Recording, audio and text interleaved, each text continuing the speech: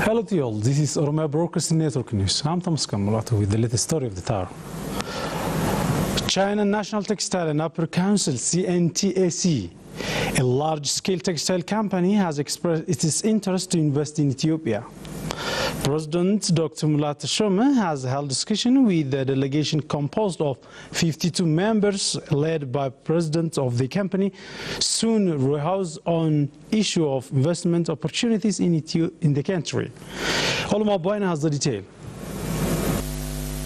Chinese textile apparel leading company keen to invest in Ethiopia. China National Textile and Apparel Council, a large-scale textile company, has expressed its interest to invest in Ethiopia. President Mulatu Teshome has held a discussion with a delegation composed of 52 members led by President of the company, Sun Ruhaus, on issues of investment opportunities in the country. After the discussion, President of China National Textile Apparel Company, Sun Ruhaus, said he came to Ethiopia to conduct a feasibility study on large-scale textile investments. China and Ethiopia has a long history of friendship and economic cooperations. So this time I bring a very large-scale textile delegation to Ethiopia.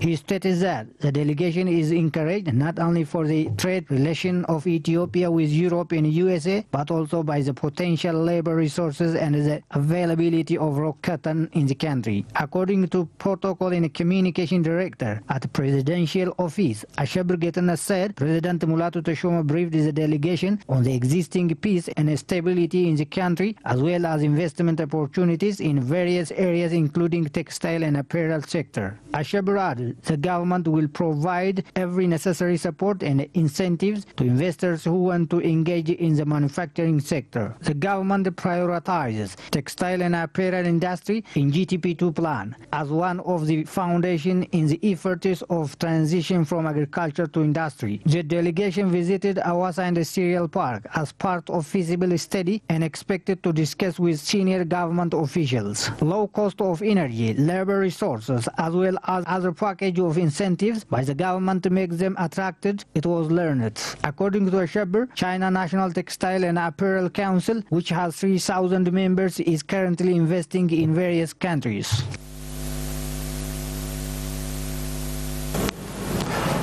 Prime Minister Dr. Abiy Ahmed says people of the country should work in unison to sustain the already gained political changes and peace and security in the country. The Premier said the issue of flag should be presented to the public discussion so that the public decide its interest. Olma Bainan reports.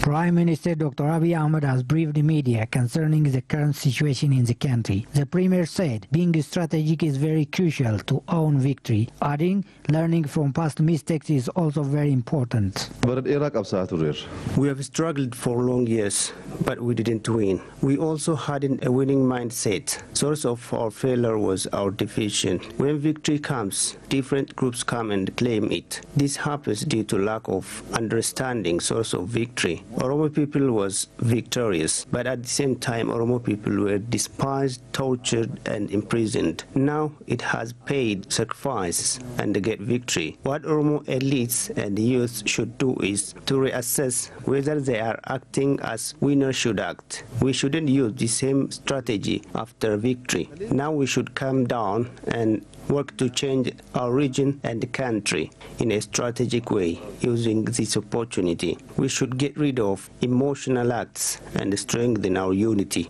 We shouldn't repeat our previous mistakes. The Premier noted that being united doesn't mean losing self-identity. Rather, it is building one common goal without affecting the identity of individuals or groups elsewhere.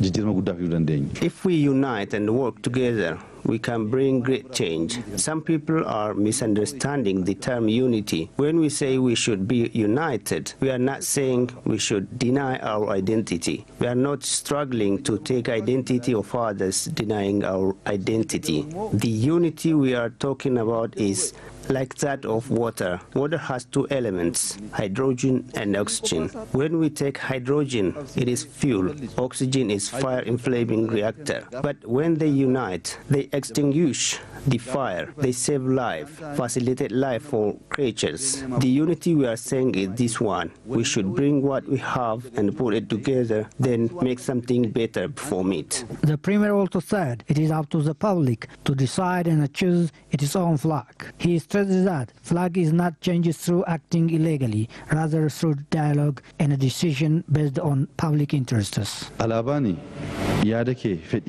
Flag is one way of expressing our political view. Actually, you can express your view with words, writing, song and others. And others would express it with flag. We should take time and present it to the public like other political views, and the public can decide it. We have no standard. There is one and only one flag is good for Ethiopia. America's flag has been changed 13 times. Our flag could also be changed, but it shouldn't be through imposing on the public. We can't do that.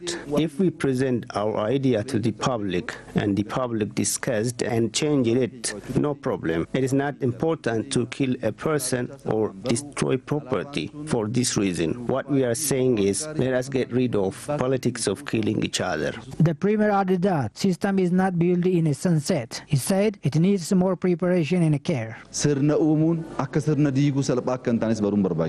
Building a system is not easy as destroying it. Destroying a system doesn't need more preparation.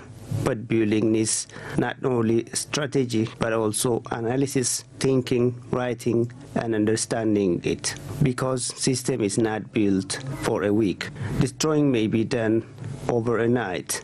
But system isn't like this. System is built to be used for centuries. Therefore, understanding in this way is very important. We have to turn our face towards development and democracy.